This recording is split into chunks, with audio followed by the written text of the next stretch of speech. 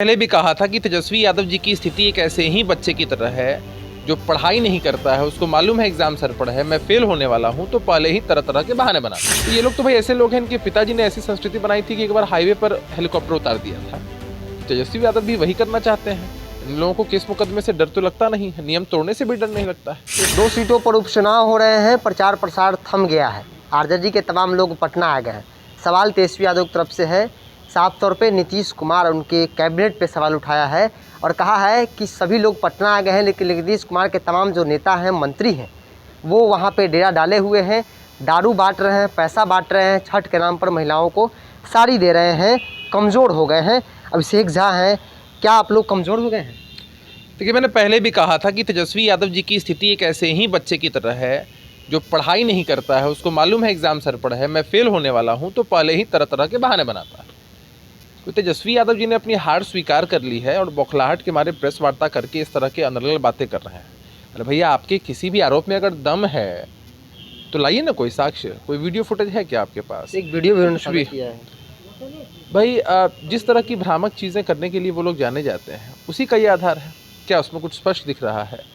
जिनका भी वो नाम ले रहे हैं, बिहार सरकार के माननीय मंत्रियों का या किसी भी सम्मानित अधिकारी का या किसी भी इंसान का, अगर वो नाम ले रहे हैं तो वो चीज़ तो उनको सार्वजनिक करनी चाहिए कि भाई वो दिख रहा हो वीडियो फुटेज में। तो इस तरह की चीज़ें करने के लिए वो जाने जाते हैं और किस तरह की बेसलेस बातें कर रहे हैं कि मैं हेलीकॉप्टर लेकर पहुंच जाऊंगा।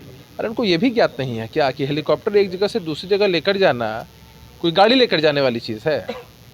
परमिशन लेना पड़ता है और चुनाव जिस इलाके में होता है वहाँ बाहरी व्यक्तियों की एंट्री नहीं होती है, मतगणना के दिन भी एंट्री नहीं होती है। तो ये लोग तो भाई ऐसे लोग हैं, इनके पिताजी ने ऐसी संस्कृति बनाई थी कि एक बार हाईवे पर हेलीकॉप्टर उतार दिया था। तेजस्वी यादव भी वही करना चाहते हैं। इन लोगों को केस मुकदमे से डर तो लगता नहीं है, नियम तोड़ने से भी डर नहीं लगता है। एक गंभीर आरोप है, पैसा बांट रहे हैं आपको जेडी कोटे से मंत्री, पैसा बांटने तक स्थिति होकर पैसा बांट रहे हैं आप लोग। तो कुछ साक्ष्य लाइए ना। अगर साक्ष्य नहीं लाते हैं तो आपके आरोपों को कौन आधार देगा, कौन विश्वास करेगा? आप लोग तो झूठ ही बोलने के लिए जाने जाते हैं ना, मिथ्या फैलाने के लिए जाने जाते हैं। इतना बेचैन क्यों हो रहे हैं भाई आप? अपने आप पर थोड़ा तो भरोसा रखिए। मैं मानता हूँ इस बात को कि आप लोगों ने हार स्वीकार कर ली है, लेकिन इतनी बौखलाहट की आवश्यकता नहीं है। लालू प्रसाद यादव ने सभा किया, फर्क पड़ेगा? कोई फर्क नहीं पड़ेगा। लालू प्रसाद यादव जी सजायाफ्ता हैं। सोचिए कि राजद के लोग कितने कमज़ोर हैं कि एक तरफ तेजस्वी यादव जी ने कहा था कि लालू प्रसाद यादव जी दिल्ली में रहें, पटना में रहें, उससे कोई फ़र्क नहीं पड़ता, पार्टी इंटैक्ट है, मजबूत है। लालू प्रसाद यादव जी की महत्ता को दरकिनार किया था और दूसरी तरफ कितने कमज़ोर महसूस कर रहे हैं कि बीमार पिता को, जिनको स्वास्थ्य लाभ लेना चाहिए था, उनको लेकर ये लोग पहुंच जाते हैं चुनाव प्रचार कराने के लिए। तो इन सबसे कोई फ़र्क नहीं पड़ना है। मतदाता मालिकों ने मन बना लिया है हमारे ही उम्मीदवारों को अपना आशीर्वाद देने का। राजनीतिक इस्तेमाल करा लो प्रसाद यादव से। ये तो कर ही, अब इस्तेमाल भी किनका कर रहे हैं? ब्रांड एम्बेसडर किनको बना रहे हैं, जिनकी वजह से साल 2010 में आरजेडी 22 सीटों पर सिमट गई थी। तो ये लोग खुश होते रहें कि लालू जी के आने से फ़ायदा होगा, लेकिन कोई लाभ नहीं होने वाला है। एक अंतिम सवाल है, आप लोग लगातार कहते नहीं कि 2 सीट से सरकार कैसे बन जाएगा, जीत भी जाए तो सरकार कैसे बनेगा, कहते प्लान कैसे पहले अरे हम लोग जब उनकी शिक्षा दीक्षा पर सवाल उठाते हैं या उनको याद दिलाते हैं तो बड़ी मिर्ची लगती है।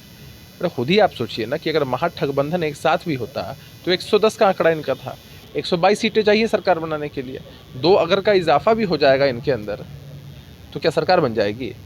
तो इन लोगों की प्राथमिकता है सत्ता में आना, सत्ता लोलुप लोग हैं ये, तो इस तरह की बातें करते रहते हैं। इनकी बातों में कहीं कोई दम और सच्चाई नहीं।